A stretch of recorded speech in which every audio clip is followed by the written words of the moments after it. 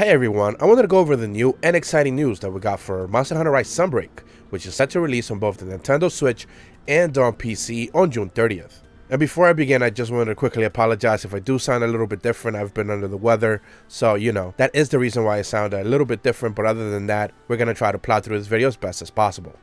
And today what we're going to be checking out is a brand new developer update from director Suzuki, the director for Hunter Rise Sunbreak, where he took to Twitter, social media, and both the Japanese and North American Twitter accounts to provide us with a new confirmation that a brand new set of features are going to be added into the game when it releases on June 30th. So usually I go over the Japanese one and the North American Twitter post. We're not going to be doing that this time around because they basically both provide the same information. So in the North American Twitter account, they basically posted as follows.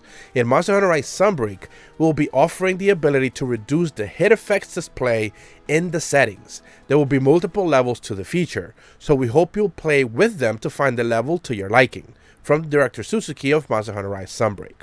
And of course, they attached an image following that as well, which we're going to be going over in detail as well. But basically, the post just confirms that hit effects, basically the flashing colors that you do see whenever you do a monster attack or whenever you get hit by a monster. Usually there's colors and flashing signals and things like that happening all over the screen. Those effects can now be reduced. Now, we don't necessarily know why they decided to take this into account. Maybe it'll help with performance. Maybe it's just something that a lot of people were complaining about. I don't quite remember seeing anyone really complaining about hit effects causing any sort of issue. But at the end of the day, adding featured options that you can be turning off or turn off with a toggle is always beneficial to players all over the world. So when we're looking at the image that they provided us with, they highlight two specific sections. Player hit effects, where it says display at 100%. Presumably that can be toggled down by increments of 25 or 5 or maybe even just 1%. We don't know, but presumably on previous settings in Monster Hunter, just a base Monster Hunter game, you could just do increments of 1, so presumably you can drop that to 99, 98, 97, stuff like that. And other player hit effects, presumably this means the effects for other players' attacks. That means their specials, their finishers, that kind of a thing. They're going to be displayed based down on a percentage as well. So what I decided to do was that I log in game and actually capture a screenshot of the options settings to see what were the differences there, if there was anything else that was missing. And you're going to be seeing that on the screen right now. And basically where the changes begin is in hit effects. Basically that is the last option, that is like the same thing as well. We have it at normal. Then in the new screen it says player hit effects, other hit effects, and then subtitles. And then in the old version, or in the version that you have in the game right now, it says hit effects and subtitles. So the only real difference is the new addition of these brand new two toggles. Player hit effects from 0 to 100, presumably meaning that whatever attacks you have and color changes and variations of that, that it is an option that you're going to be able to change. And then other player hit effects, presumably meaning other players' attacks and effects, you're going to be able to toggle that as well.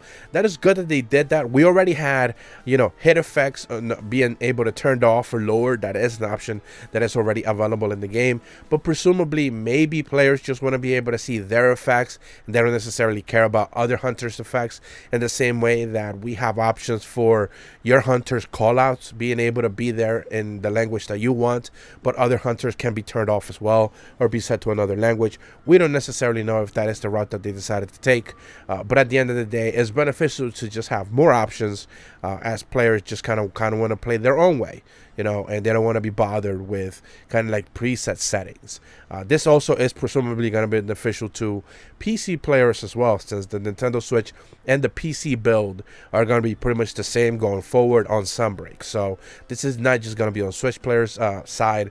This is also going to be beneficial to PC players as well. Now it's interesting that they decided to drop this information now.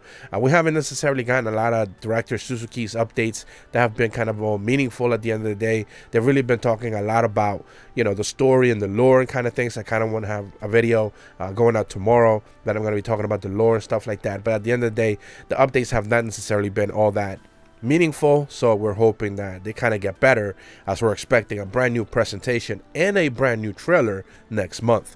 But that's about all the information that I have for you guys today. If you are brand new to my channel, be sure to leave a like and subscribe, hit the bell to receive notifications when the videos go up, and as always, thank you so much for watching.